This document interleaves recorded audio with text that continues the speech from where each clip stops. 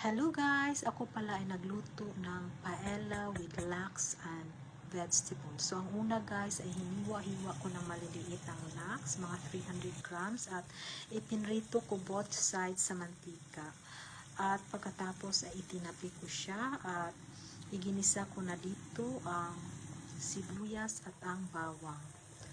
At inilagay ko na dito ang kamatis, mga 300 grams na kamatis guys, at isinunod ko na rin ang green peas.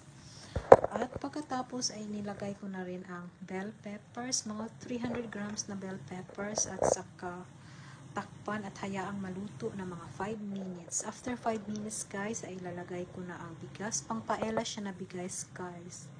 Bigas. Short grain rice. So, at ilalagay ko na dito ang vegetable broth. Dapat may saffron siya pero nakalimutan